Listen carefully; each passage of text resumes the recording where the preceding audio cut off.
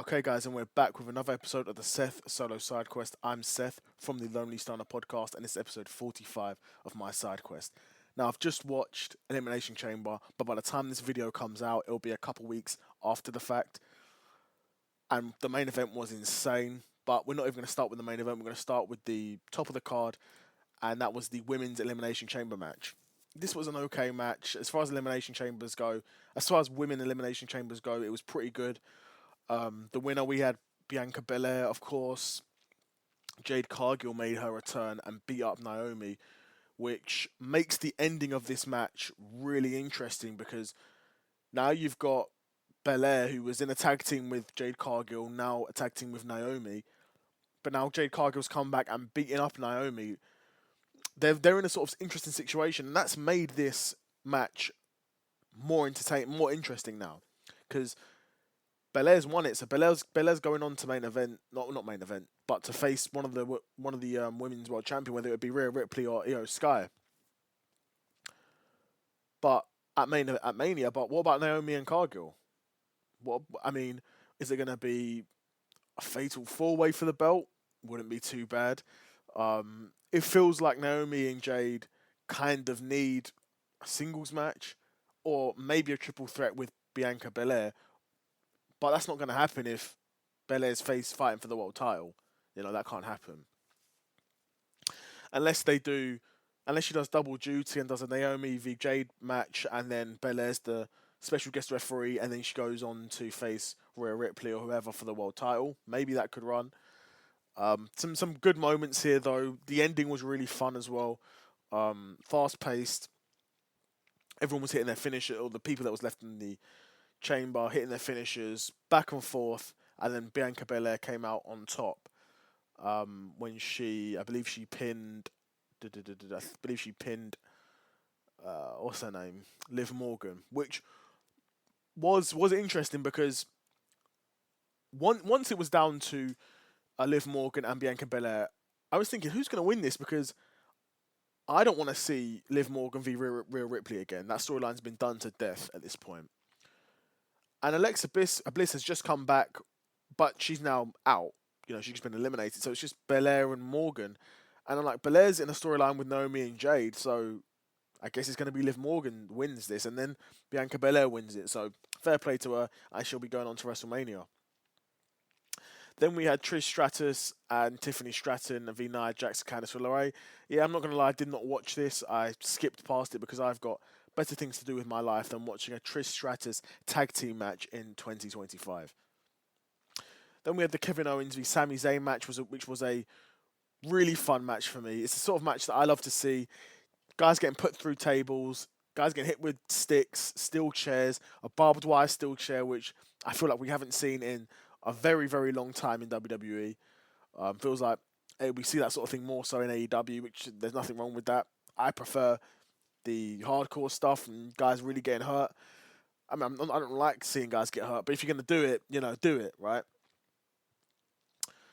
But yeah, really good match. Really, really good match. And I guess Kevin Owens won it in the end. Well, no, I guess he did win it. Yeah, so many finishing moves in this one. I would have loved this match to be a Mania match, though. I'll be honest. I get it, Elimination Chamber, and it was in Canada. It was a great match, but I would have loved these two to have a Mania match. Because the story there, even though it's been, at this point, I hope it's the last time these guys, face off against each other, because the storyline's been done to death, right? We know they're friends until one of them turns on them, and they have a match, and that's that, it was a great match. Don't get twisted. It was a really good match. But it's a storyline that's kind of been done to death at this point. And then Randy Orton came back. And it looks like it's going to be Kevin Owens v Orton at Mania, which would be, again, I'm no doubt will be a really good match. Probably won't be as great as this match because Randy Orton will not be willing to do some of the stuff that Sami Zayn got put through by Kevin Owens. No, Randy Orton, there's no chance that's happening. But I'm looking forward to that match nonetheless. I would have loved Cena's last Mania to be against Randy Orton, but it's not the way it worked out. But it looks like it'll be Kevin Owens v Randy Orton at Mania, which is a fight, not a fight. It's a match that makes a lot of sense. So I'm not complaining. And then we've got the men's elimination chamber, which was pretty good for the most part. Wasn't as far as chamber matches go, it was an okay chamber match. There wasn't really any eliminations early. It wasn't until all 6 guys, I believe, were in the match is when we started to see eliminations, which kind of annoying for me. Kind of makes it predictable. But whatever. It's just the way it is. The last two was Punk and Cena. Obviously, as Punk he wasn't leaving, but he was kind of on the ropes. Seth came in, hit him with a curb stomp, and then Cena finished off Punk with a STFU. So Cena's going to WrestleMania, and then we talk about the post-main event, which is insane. Was absolutely insane, and I cannot put into words how unexpected this was to me. I was expecting, okay, maybe Cody goes with The Rock, maybe Cody doesn't go with The Rock. Obviously, those are the two main sort of routes the story can go down. But seeing John Cena turn on Cody Rhodes like that, oh, it was amazing. And The Rock was brilliant. Cena was brilliant. Cody sold brilliantly. It was amazing. It was amazing. Just down to a T, right? When The Rock signaled to Cena, Cena's face, insane. Tremendous acting from both men. That facial work done by John Cena, where his face just kind of goes like like a neutral evil anger, right? When I saw that, I was like, this dude could play a Terminator one day. You know, he's got the body for it, and if he can keep that sort of, straight face anger, he could play a Terminator one day, right? But wow, yeah. So you had Cody Rhodes come out, The Rock comes out. Cody Rhodes says to The Rock, basically, "I'm not accepting your offer. Do one." Basically, is what he tells him. And then Cena's like in the background acting, excited and happy for that. That was the right decision. Cody hugs him, then kicks him straight in the Nutcracker Suites. Low blow, drops him, beats him up, and wow, the final boss is 20 steps ahead. I remember seeing that when he said that when he said that in the first Netflix of 2025, not first Netflix, first NXT of 2025. He came out, cut a promo, and said the final boss is always 20 steps ahead. Wow.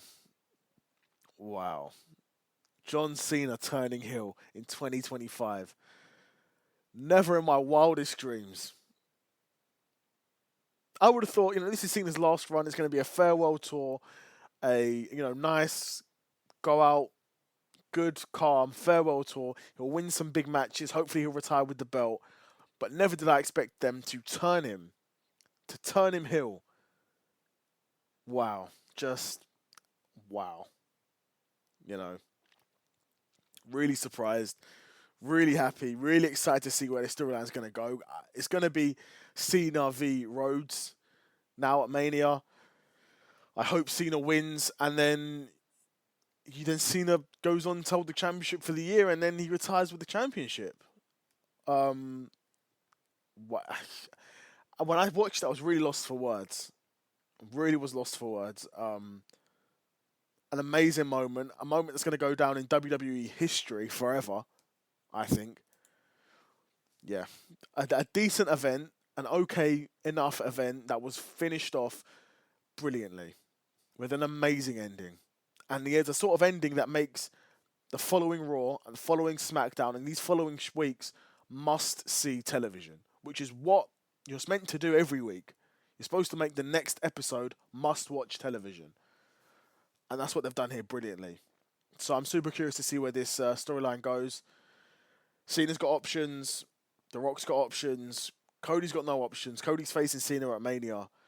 And I'm hoping he loses, and I'm hoping Cena wins the WWE title. But we'll see which direction they take it in. That's been it from me. Another episode of the Seth Solo Side Quest in the bag, and I'm out. Peace.